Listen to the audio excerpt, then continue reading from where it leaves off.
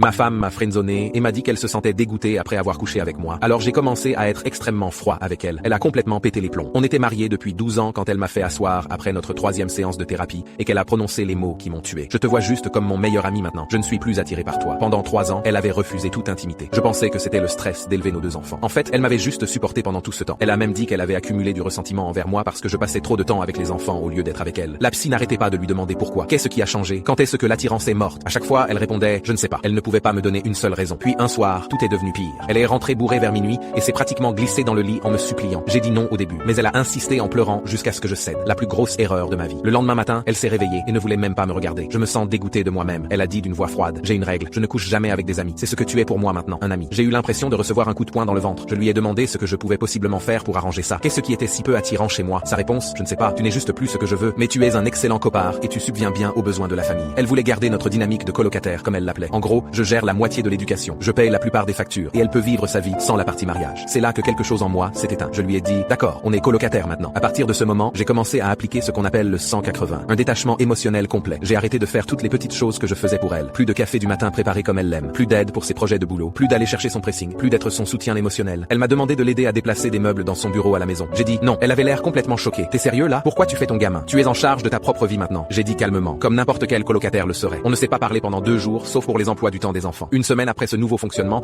elle est venue me voir en pleurant un soir. Il y a quelque chose qui ne va pas chez toi. Tu es tellement froid et indifférent. Ce n'est pas du tout ton genre. Je suis juste resté assis à écouter sans réagir. Quand elle a fini, j'ai simplement dit, c'est la dynamique que tu voulais. Je me concentre juste sur moi maintenant, comme tu le fais depuis 3 ans. Elle a essayé de me prendre dans ses bras. J'ai reculé. L'expression sur son visage était de la pure dévastation. Mais je suis resté ferme. Puis j'ai fait quelque chose qui l'a vraiment fait péter un câble. Je lui ai envoyé un tableau détaillé qui divisait chaque dépense du ménage en 50-50. Le loyer, les charges, les courses, internet, les plateformes de streaming, même les activités des enfants. Tout divisé parfaitement en 2. Mon téléphone a commencé à exploser en quelques minutes. Elle me traitait de fou, disant que c'était complètement sorti de nulle part et inutilement cruel. J'ai répondu, les amis partagent tout en 50-50. Tu as été très clair sur le fait qu'on est juste amis maintenant. C'est même généreux parce que tu paierais 100% si tu vivais seul. Elle a débarqué dans mon bureau ce soir-là, complètement hors d'elle. Tu es cruel. Je suis ta femme. Non, j'ai dit calmement. Tu m'as dit que tu étais mon ami. Tu me l'as répété plusieurs fois. Les amis n'ont pas les avantages du mari. Elle a commencé à pleurer plus fort que je ne l'avais vu depuis des années. Je ne voulais pas dire ça comme ça. J'avais juste besoin d'espace pour réfléchir. Tu as eu 3 ans d'espace, j'ai dit. Et tu as choisi cette dynamique. Je respecte juste ton choix. Le lendemain matin, elle m'attendait dans la cuisine. On peut en parler s'il te plaît? On a déjà parlé. J'ai dit en me versant mon café. Tu as été clair. J'accepte simplement la réalité que tu as présentée. Ça fait 2 semaines maintenant. Elle essaie tout pour attirer mon attention. S'habiller bien, cuisiner mes plats préférés, même suggérer qu'on aille à un rendez-vous amoureux. Hier, elle a demandé si on pouvait regarder un film ensemble comme avant. J'ai dit que j'avais des plans. C'était faux. Je suis juste resté dans mon bureau à lire. Mais je me souviens de comment elle m'a regardé ce matin-là, le dégoût dans ses yeux. Comment elle m'a fait sentir comme si j'avais violé une limite juste en étant son mari. Alors je reste sur ma ligne de conduite parce que j'ai finalement réalisé qu'elle voulait tout le confort et la sécurité d'avoir un mari sans être vraiment marié avec moi. Et j'en ai fini d'être